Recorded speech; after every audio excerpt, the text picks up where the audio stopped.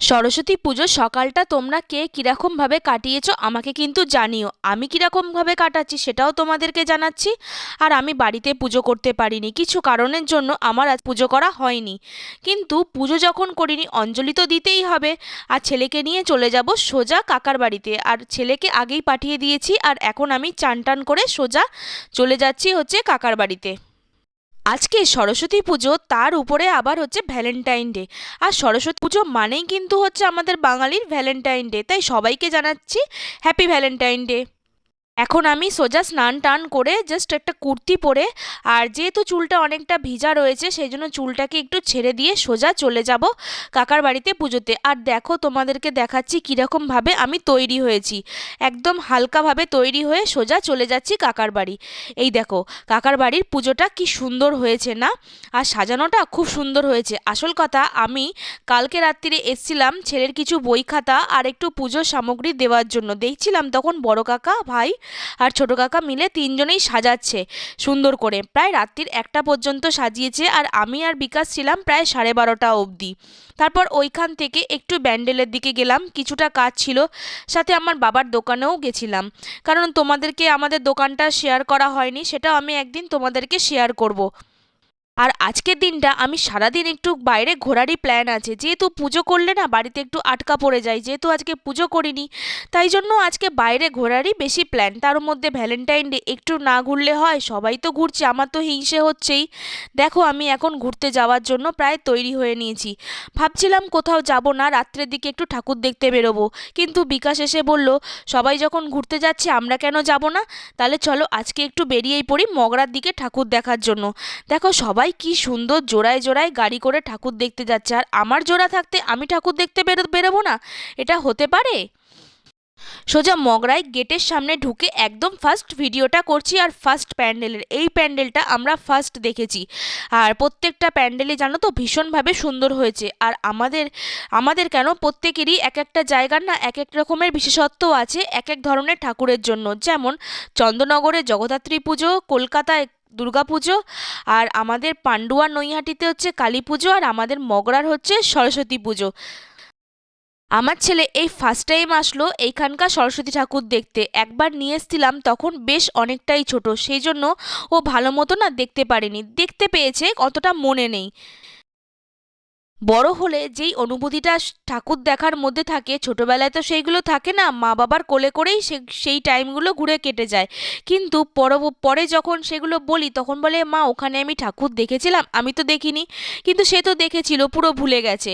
আর আজকে না রোদ্দুরটাও বেশ কড়া উঠেছে, দেখেছো? সানগ্লাস পরে সোজা গটগট করে ঠাকুর দেখে বেড়াচ্ছি।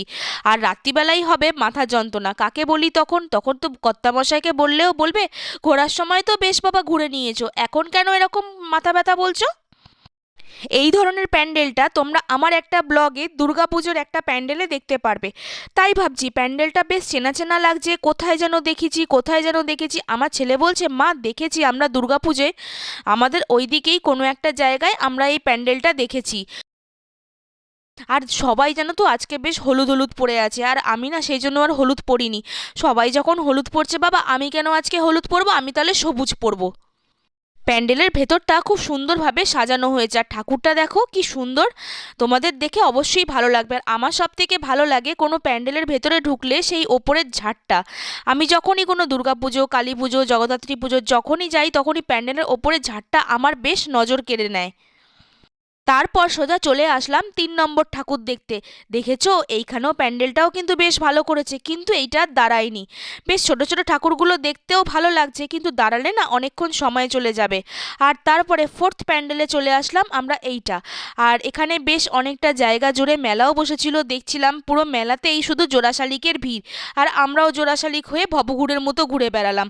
বিয়ের আগে জোড়া শালিকে যেই মজাটা থাকে, বিয়ের পরে কি আর মজা থাকে? তখন কর্তামশাই বলে তাড়াতাড়ি করো ভিড় হয়ে যাবে। এই বলতে বলতেই প্যান্ডেল থেকে খালি বার করে নিয়ে চলে যায়।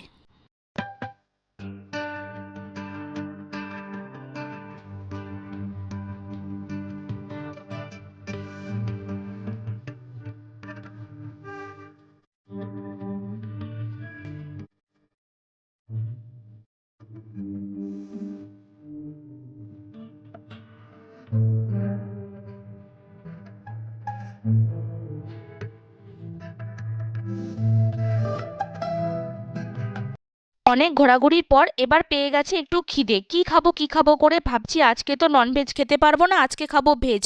তাই ভেজের মধ্যে কি খাওয়া যায়, তাই বিকাশকে বললাম যে একটু ভেজ চাউমিনই অর্ডার করো। কিন্তু ভেজ চাউমিন অর্ডার করার পর কি যে বাজে লেগেছে ভেজ চাউমিন খেতে, তোমাদের আর কি করে বলি। তোমরা আর যাই করো, দয়া করে ভেজ চাউমিন বাইরে থেকে কিনে খেও না। আমরা অগত্যা ভেজ চাউমিন বাইরে থেকে কিনে খেয়েছি। তারপর চাউমিন খেয়ে তারপরে সোজা চলে আসলাম আমাদের ফিফথ প্যান্ডেলে। আর ফিফথ প্যান্ডেলটা বেশ সুন্দর হয়েছে, এটা অনেকটা বড়ও হয়েছে। তোমরা কারা কারা আমাদের মগরার ঠাকুর দেখেছো, সরস্বতী ঠাকুর, আমাকে কিন্তু কমেন্ট বক্সে অবশ্যই কিন্তু জানাবে। আমিও কিন্তু জানতে চাইছি তোমরা কে কে গেছো।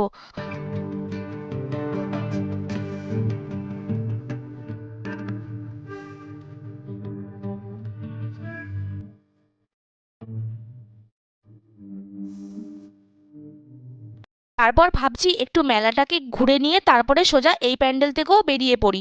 কারণ যেই প্যান্ডেলে যাচ্ছি সেই প্যান্ডেলের সামনাসামনি বেশ অনেকটা জায়গা জুড়ে মেলা বসেছে। আর প্রত্যেকটা মেলাই কিন্তু দেখতে ভালো লাগছে। আমরা প্রত্যেকে রাত্রিবেলা মেলা ঘুরে অভ্যস্ত, কিন্তু দিনের বেলা মেলা ঘুরতে কার না ভালো লাগে বলো তো। আর এখন দেখো তোমাদের দাদাভাই আর যাচ্ছে ছেলে সামনের দিকে, আর আমি যাচ্ছি পিছনে পিছনে টুকটুক করতে করতে। এখন চলে আসলাম সোজা 6 নম্বর প্যান্ডেলে। এই প্যান্ডেলটা আমার ভীষণ ভালো লেগেছে, কারণ সামনে ফুলের গার্ডেনটা বেশ সুন্দর করেছে। এখানে দাঁড়িয়ে দাঁড়িয়েও বেশ কিছুটা পোজ দিয়ে দিয়ে ফটো তুলে নিয়েছি, যেই ফটোটা আমার ডিপিতে তোমরা এখন দেখতে পারবে।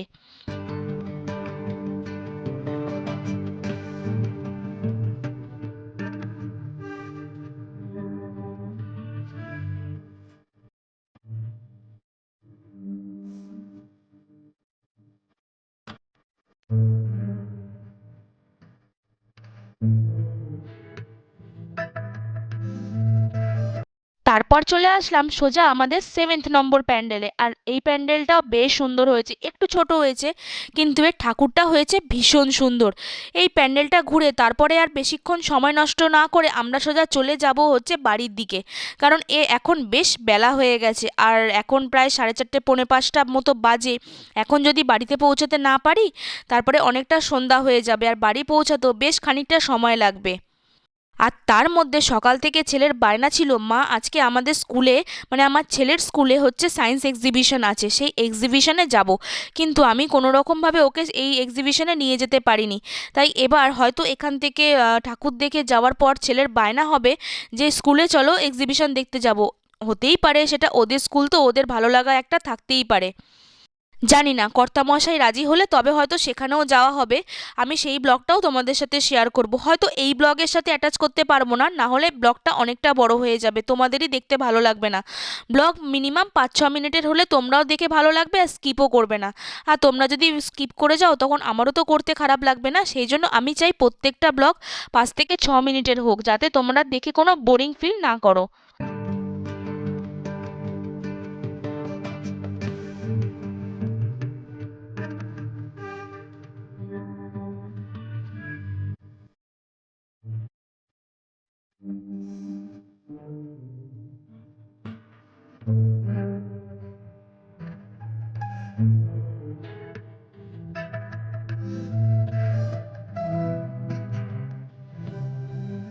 বাড়ি ফেরার পথে দেখছি একটা প্যান্ডেল বেশ ছোটোর মধ্যে খুব সুন্দর হয়েছে।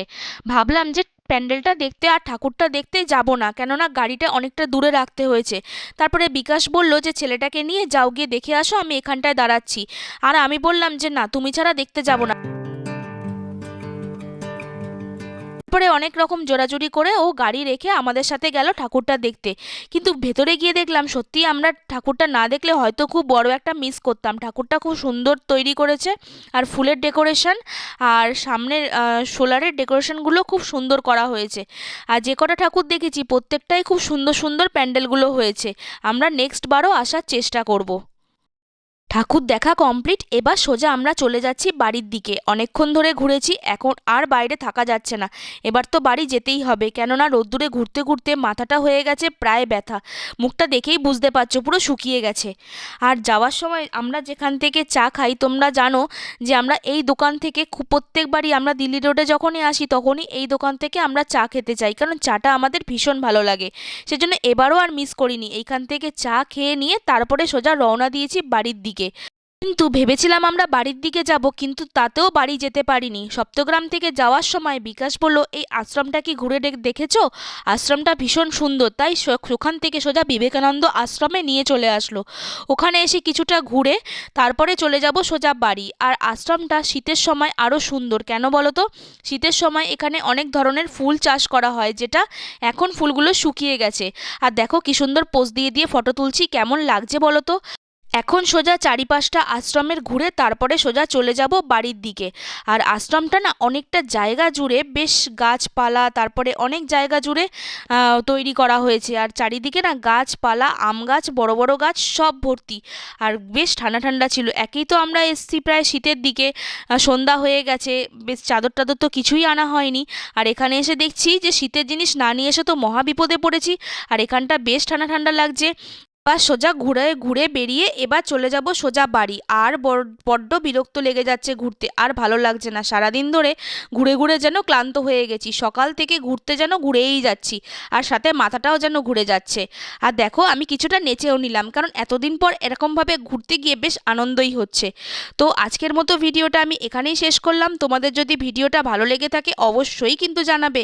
আর ভিডিওটা যদি না ভালো লাগে থাকে সেটাও কিন্তু কমেন্ট বক্সে জানাও, তাহলে আমি চেষ্টা করব তোমাদের সামনে আরও সুন্দর সুন্দর নতুন নতুন ভিডিও তুলে ধরার জন্য। তো আজকের মতো টাটা।